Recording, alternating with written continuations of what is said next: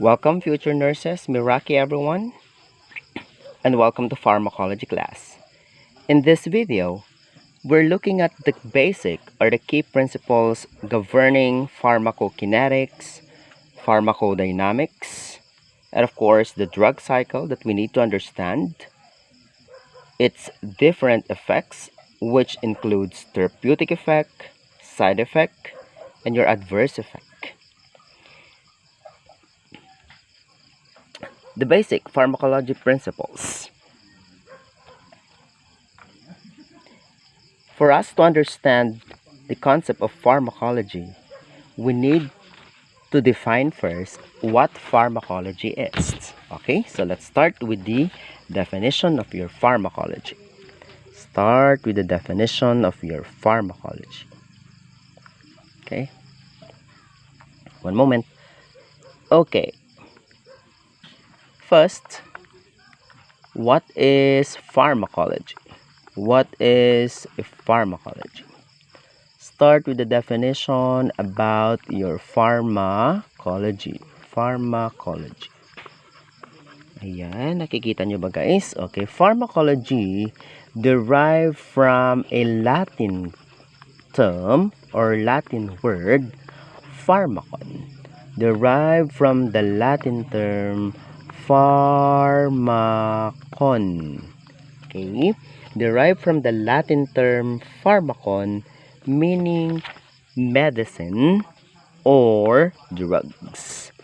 Okay, derived from the Latin term pharmakon, meaning medicines or drugs. And derived from the Latin term pharmakon and logos. Pharmakon and logos, and we are all aware that logos means study. Okay, derived from the Latin term, Latin word pharmakon, meaning medicines or drugs. Logos means study. So simply, pharmacology refers to the study of medicines. Okay, study of medicine or drugs. Okay, study of medicines or drug. It is the study of medications or drugs and their actions on living organisms. Okay, the deeper definition of your pharmacology includes it is the study of substances, study of your substances that interact. Okay, tataas ko lang guys, that interact with living system or your living organism, living systems through chemical processes, through chemical processes,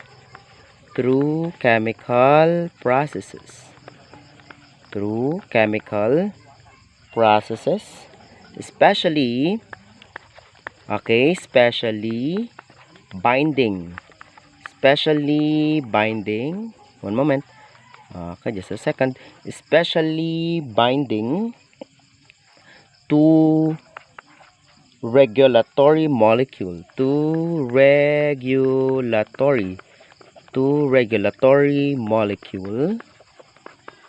okay, molecules, and activating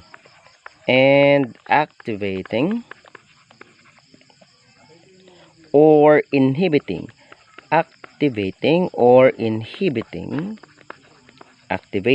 inhibiting normal body responses.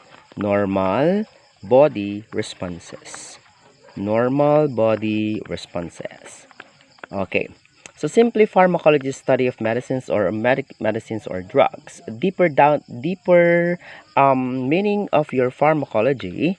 Okay, it is the study of substances, and these substances include your drugs or your chemicals, okay, that interact, okay, with the living system. Okay, how these substances interacts with the living system, okay, through chemical processes, especially binding to a regulatory molecules, either activates or inhibits normal biological processes or physiological processes. Okay, I'm sorry. Okay, body responses. I'm missing a letter. Okay, responses.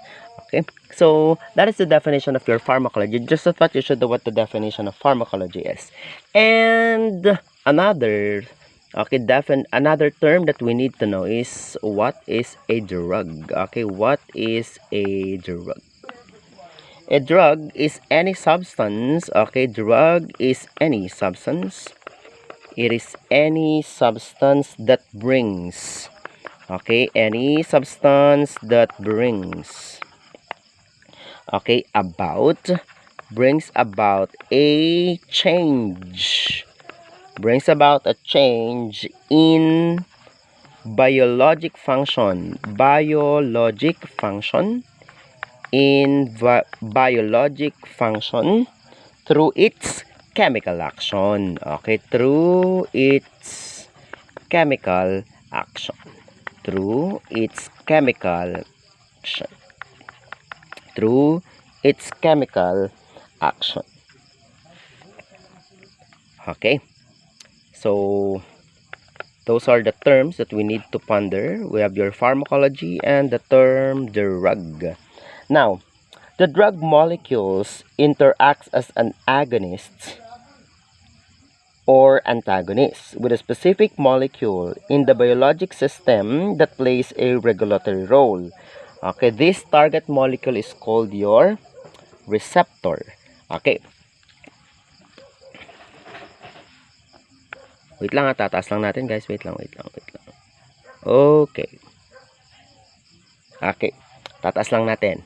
As I've said a while ago, the drug, okay, how this drug, okay, interacts to the body, the drug molecule, okay, the drug molecule interacts. How this drug interacts with our body, I'll explain that. The drug molecule interacts as an, okay, either as an agonist, okay, as an agonist, or what we call an activator, agonist, or what we call an activator, an agonist, or antagonist, or antagonist, or antagonist, okay, known as your inhibitor, okay, known as your inhibitor, with a specific, okay, with a specific molecule, okay, in the biologic system, that plays, okay, that plays a regulatory role. This target molecule, anong tawag natin dyan guys? Anyone? This target molecule, okay, this target molecule is called, anong tawag natin dyan class? Future nurses, anong tawag dyan? Yes, very good. Okay, ang galing naman. Receptor. Ang tawag dyan is a receptor. Very good. Okay. Okay. Again, the drug molecule, okay, interacts, okay, as an agonist. It's either an agonist or what we call the activator, or antagonist, what we call your inhibitor rather, okay, with a specific, okay, biologic system that plays a regulatory role. Anong tawag natin sa molecule na yan? Target molecule na yan, what we call as your receptor. Okay, how does that happen? Okay, from the term agonist, it does activate. Okay, it does. Pag sinabi nating agonist, what it does is to activate, okay, from the term alone, agonist. Anong ginagawa ng agonist? Bababa lang natin guys para makita natin. Agonist. Okay, para hindi natin makalimutan. Agonist, what does it do? Okay, agonist does is to activate. Okay, activate or parang turns on or off? Turns on. Activate nga di ba? Turns on a particular process. It turns on a particular process. While an antagonist, okay, from the term alone, antagonist, okay, it inhibits a particular process. So if an agonist activates, antagonist inhibits, so ito naman turns off. Kumbaga sa switch, turn on, off, on and off. Ano yung on? Turns on or activate? Agonist. Ano yung inhibits or turns off? Antagonist. From the term alone, antagonist contra-bida, turns off. But the question is how it happens through a receptor. Paano nangyayari yon? Okay, how does it happen? So the big question is, sir, paano nga, sir? Paano nga? O, ito na, parang ganito. Babalikan natin yun, guys. Kasi, we need to understand the basic term or terminologies in pharmacology because in different fields, okay, just like in the field of microbiology, in field of your education, field of your nursing, field of pharmacology, field of nursing, we have field of research rather, we have our own jargon. So may mga specific terms or terminologies or words na dito lang exclusive ginagamit minsan. So we need to understand the basic terms used in pharmacology. Babalikan lang natin, guys. The drug molecule interacts as it's either agonist. Ano yung agonist again? Activator. Ina-activate niya, tiniturn on niya. Turns on. Antagonist is an inhibitor. It turns off. Okay? With a specific molecule in the biologic system that plays a regulatory role. Anong tawag natin doon, guys, sa molecule na yan? Very good. Ang tawag dyan is a receptor. So, ang tanong nga, sir, paano yung proseso? Okay, how is the process? Okay, ganito yan, guys.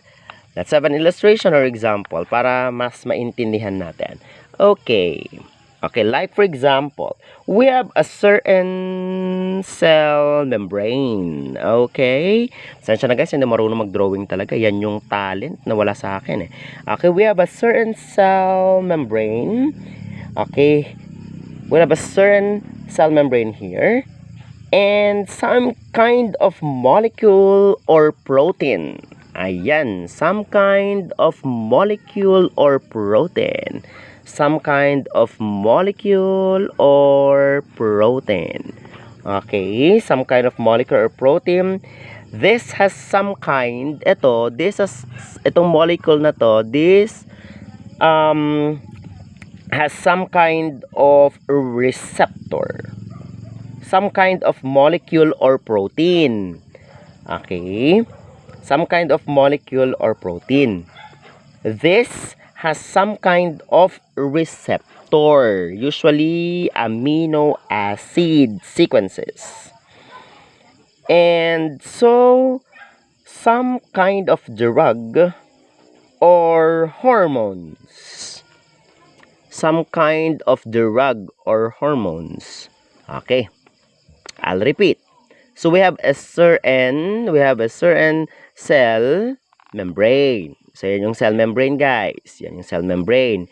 Now, and some kind of molecule or protein. Itong molecule na to or protein na to, guys, okay, has some kind of receptor. Some kind of receptor. Ayan. Some kind of receptor. Usually, those are amino acid sequences. And so, a particular drug or a hormone, just like a particular drug or a hormone, either, anong sabi ko kanina, either an agonist, anong gagawin niya? It turns on or off? On. And antagonists, it inhibits or activates. Inhibits, very good. It turns off a particular process. Okay, a particular process or particular molecule. So that's how it works. Ganyan, usually ang nangyayari dyan, guys.